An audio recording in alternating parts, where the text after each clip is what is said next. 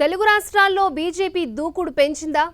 ఏపీలో తెలంగాణలో అధికార పార్టీలపై ఒంటికాలిపై ఎందుకు లేస్తోంది? ఏపీలో వైసీపీతో ట్వీట్ వార్ వెనుక మర్మమేంటి? తెలంగాణలో గులాబీతో కుస్తీ వెనుక కమలం వ్యూహమేంటి?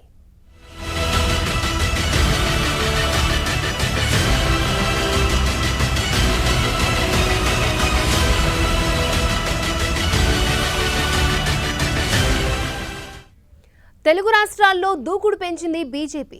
ఏపీలో వైసీపీని ఇరుకును పెడుతూనే తెలంగాణలో గులాబీ పార్టీతో కుస్తీ పడుతోంది. మాటలు, ట్వీట్లు, లేఖాస్త్రాలు సంధిస్తూ సర్కార్ను సాధిస్తోంది. ఇంతకీ కమలం పార్టీ వ్యూహమేంటి? ఏపీలో ట్వీట్ వార్ ఎందుకు నడుస్తోంది?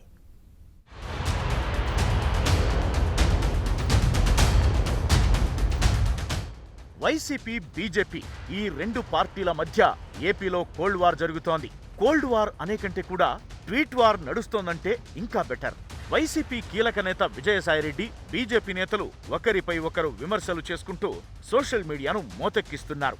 మిడతల దండుతో ప్రారంభమైన ట్వీట్ల యుద్ధం జాతీయ స్థాయి నేతలు రంగంలోకి దిగేంత వరకు వెళ్ళింది.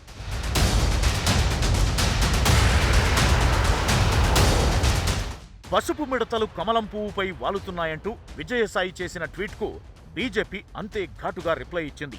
ఇప్పటికే చేరిన కొందరు టీడీపీ నేతలు బీజేపీ విధ్వంసం సృష్టిస్తున్నారని, కమలం పార్టీ ఎలా బయటపడుతుందో అంటూ వైసీపీ ఎంపీ విజయసాయిరెడ్డి ట్వీట్ చేశారు. బీజేపీ వ్యవహారాలపై దృష్టి పెట్టడం మాని సొంత పార్టీ వ్యవహారాలు చూసుకోవాలంటూ ఎదురుదాడికి దిగారు ఆ పార్టీ ఏపీ అధ్యక్షుడు కన్నా లక్ష్మీనారాయణ. ఎంపీ విజయసాయి, మిథున్ రెడ్డి ట్వీట్లపై సీఎం జగన్ కు లేఖ రాశారు. అంతే, దానికి కౌంటర్గా మరో ట్వీటాస్త్రాన్ని వదిలారు విజయసాయి. ఈసారి ఇళ్ల నిర్మాణంలో అక్రమాల అంశాన్ని ప్రస్తావించారు. గత ప్రభుత్వం చర్యలను బీజేపీ నేత సోము వీర్రాజు చేసిన కామెంట్స్ను ట్వీట్లో పేర్కొన్నారు. 30 లక్షల పట్టాలు రెడీ అయినప్పటి నుంచి విజనరీ చీకటి మిత్రులకు టెన్షన్ పట్టుకుందంటూ టార్గెట్ చేశారు. అంతే, ఈసారి స్టేట్ లెవెల్ లీడర్ల నుంచి కాకుండా జాతీయ స్థాయి నేత నుంచి కౌంటర్ పడింది. ఒక్క పసుపునే కాకుండా అన్ని రంగులను కాషాయం చేసే సత్తా తమకుందనే అర్థంలో ట్వీట్ చేశారు ఏపీ బీజేపీ వ్యవహారాల ఇన్ఛార్జ్ సునీల్ దేవధర్. అంతేకాకుండా రఘురామకృష్ణరాజు వ్యవహారాన్ని తెరపైకి తెచ్చారు Deodhar. YCP MP Raghurama Krishna fate చేస్తున్న మీ రంగులను కాపాడుకోండంటూ గట్టిగానే కౌంటర్ ఇచ్చారు.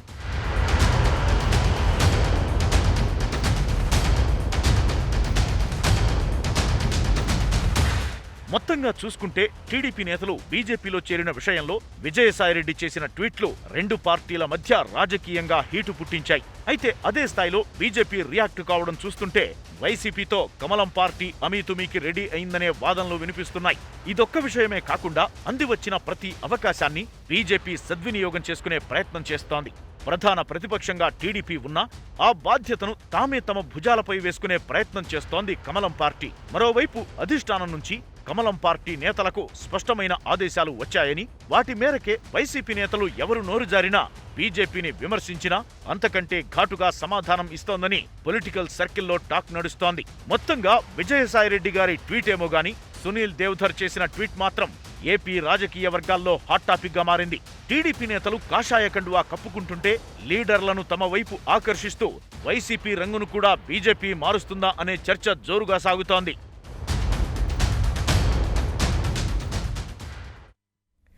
ఏపీలో ట్వీట్ వార్ రాజకీయాన్ని రక్తి కట్టిస్తూ ఉంటే తెలంగాణలో ఓపెన్ గా మాటల యుద్ధం అగ్నికి ఆజ్యం పోస్తోంది.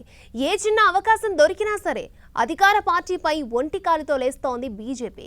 సెక్రటేరియట్, కరోనా, సీఎం కేసీఆర్ ఇలా ఏ ఇష్యూను వదలకుండా గులాబీతో కుస్తీకి సై అంటోంది కమలం పార్టీ. తెలంగాణలో కరోనా కేసులు ఎంత స్పీడ్గా పెరుగుతున్నాయో అంతకంటే స్పీడుగా మాటల తూటాలు పేలుతున్నాయి. సీఎం కేసీఆర్ ప్రగతి భవన్ నుంచి పాలన సాగించకుండా ఫామ్ హౌస్ కే పరిమితమయ్యాడంటూ బీజేపీ ఆరోపణలు చేస్తోంది. అంతేకాకుండా ఓవైపు కరోనా కేసులు పెరిగిపోతుంటే ఆసుపత్రులకు కావలసిన సామగ్రిని సమకూర్చాల్సింది పోయి సెక్రటేరియట్ ను కూల్చి కొత్తది కట్టడం ఏంటంటూ విరుచుకుపడుతోంది.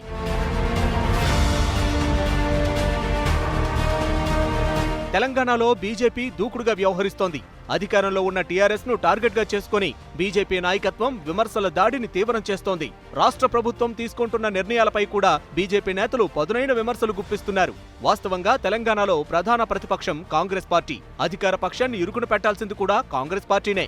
కానీ కేవలం ఒకే ఒక్క ఎమ్మెల్యే ఉన్న బీజేపీనే ఎక్కువగా సర్కార్ను టార్గెట్ చేస్తోంది. విమర్శలు ఆరోపణల బాణాలు సంధిస్తూ కుక్క తిప్పుకోకుండా చేస్తోంది. అయితే బీజేపీ ఏ రేంజ్లో విమర్శలు చేసినా తెలంగాణ స్టైల్లో ఎదురుదాడి చేస్తోంది అధికార టీఆర్ఎస్ పార్టీ. బీజేపీ నుంచి విమర్శ వచ్చిన వెంటనే మంత్రులు కౌంటర్లతో రెడీ అయిపోతున్నారు. రాష్ట్ర గవర్నర్ గారు ఇలా అందుకే ప్రగతి భవన్ ఫామ్ హౌస్ దారులు బంద్ అయిపోయినాయి. ఎందుకంటే ముఖ్యమంత్రి దొరుకుతలేడు.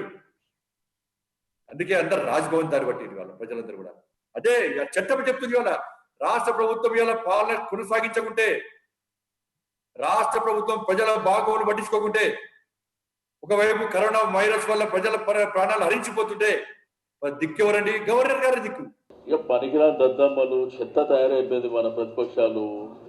నేనేమంటే ఇప్పుడు కరోనా వైరస్ అందరు ఇళ్ళ దగ్గర ఉండండి అని చెప్పారు. అందరూ కూడా ఆల్మోస్ట్ ఉన్నారు. ముఖ్యమంత్రి గారు కనిపించట్లేదంటే ఏం ప్రాబ్లం ఏం రాలేదు. ఏ ప్రాబ్లం వాళ్ళకి? నిన్న టెలికాన్ఫరెన్స్ మాట్లాడింది కదా, రెగ్యులర్గా ప్రభుత్వం యాక్టివిటీ ఉన్నది కదా, వాళ్ళకి ఏం ప్రాబ్లం అంటున్నా? ఏమైనా గవర్నమెంట్లో ఏమైనా ప్రాబ్లం ఉందా? పని జరుగుతుంది కదా, గవర్నమెంట్ నడుస్తుంది కదా. బీజేపీ తెలంగాణ రాష్ట్ర శాఖ అధ్యక్షుడిగా బండి సంజయ్ బాధ్యతలు స్వీకరించాక టీఆర్ఎస్ పై విమర్శల దాడి పెరిగింది. కరోనా నియంత్రణలో రాష్ట్ర ప్రభుత్వం వైఫల్యం చెందిందని ఆరోపిస్తూ వైద్య ఆరోగ్య కార్యాలయాలతో పాటు ఆసుపత్రుల ముందు బీజేపీ నిరసనలు నిర్వహించింది. పోతిరెడ్డిపాడు ప్రవాహ సామర్థ్యాన్ని పెంచాలని ఏపీ ప్రభుత్వం జారీ చేసిన 203 జీవోను నిరసిస్తూ తెలంగాణలో బీజేపీ నేతలు ఆందోళనలకు దిగారు. లాక్డౌన్ టైంలో విద్యుత్ బిల్లులు ఎక్కువ వచ్చాయంటూ బీజేపీ నిరసనలు చేపట్టింది.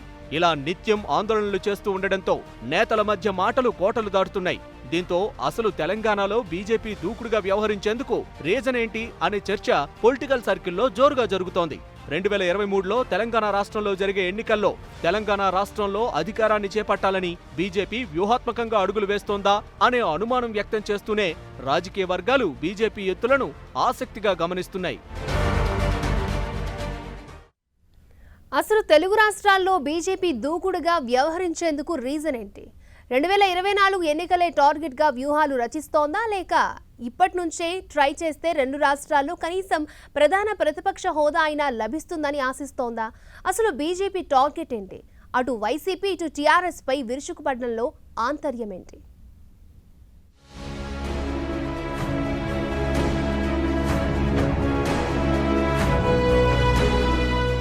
దేశంలో హిందీ మాట్లాడే రాష్ట్రాల్లో బీజేపీ 2 సార్లు దాదాపుగా అన్ని సీట్లను గెలుచుకుంది.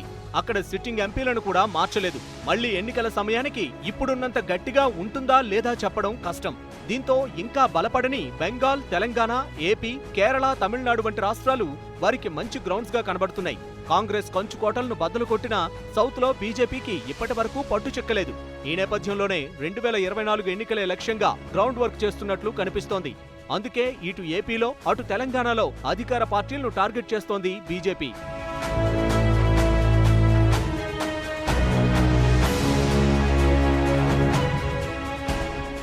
అమరావతి ఉద్యమాన్ని సరిగ్గా ఉపయోగించుకుంటే ఏపీలో ఈజీగా పాగా వేయొచ్చని బీజేపీ భావించింది. ఈ ఉద్యమం ద్వారా లాభపడి రాష్ట్రంలో ప్రధాన ప్రతిపక్షంగా అవతరిద్దామని బీజేపీ ప్రయత్నం చేసినప్పటికీ అది వర్కౌట్ కాలేదు.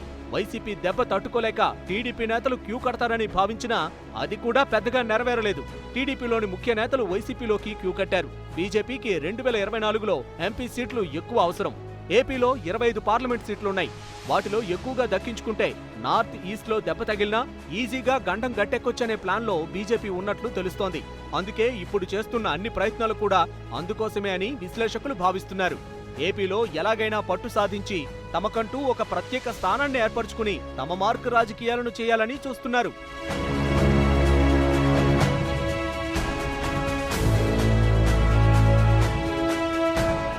ఇక తెలంగాణ విషయానికొస్తే తెలంగాణలో బీజేపీ నాయకత్వం దూకుడుగా వెళ్తోంది. 2 సార్లు సీఎంగా ఎన్నికైన కేసీఆర్ కు చెక్ పెట్టేందుకు బీజేపీ నాయకత్వం అన్ని రకాలుగా ప్రయత్నాలు చేస్తోంది. 2018లో ముందస్తు ఎన్నికలకు అవకాశం కల్పించి కేంద్ర ప్రభుత్వం టీఆర్ఎస్ కు సహకరించిందనే వాదనుంది. అలాగే 2019 లోక్సభ ఎన్నికల్లో బీజేపీ లాభపడింది. శాసనసభ, లోక్సభలకు విడివిడిగా ఎన్నికలు జరగడంతో టీఆర్ఎస్, బీజేపీలు రాష్ట్రంలో మరింతగా బలపడ్డాయి. శాసనసభలో బీజేపీకి పెద్దగా ప్రాతినిధ్యం లభించకపోయినా 4 ఎంపీలను గెలిపించుకోగలిగింది. ఇంకా కష్టపడితే తెలంగాణలో ఎక్కువ ఎంపీ స్థానాలను దక్కించుకోవచ్చని ఆ పార్టీ భావిస్తోంది. ఇక టీఆర్ఎస్ కు తామే ప్రత్యామ్నాయమని చెప్పుకునే ప్రయత్నం చేస్తోంది కాబట్టి అవకాశం చిక్కినప్పుడల్లా ప్రతిపక్ష పాత్ర పోషిస్తూ అధికార పార్టీని ఇరుకున పెడుతోంది. రాష్ట్ర విభజన తర్వాత తెలంగాణలో కాంగ్రెస్ పార్టీ దారుణంగా దెబ్బతింది. ఆ పార్టీ నేతల మధ్య సమన్వయం కొరవడ్డంతో ఎలాంటి ఆందోళన కార్యక్రమాలు చేపట్టినా పెద్దగా కలిసి రావడం లేదు. ఈ పరిస్థితుల్లో అధికార పార్టీకి చెక్ పెట్టేందుకు బీజేపీ నాయకత్వం అన్ని రకాలుగా ప్రయత్నాలు చేస్తోంది. అయితే ఆ ప్రయత్నాలు ఏ మేరకు ఫలిస్తాయో చూడాలి.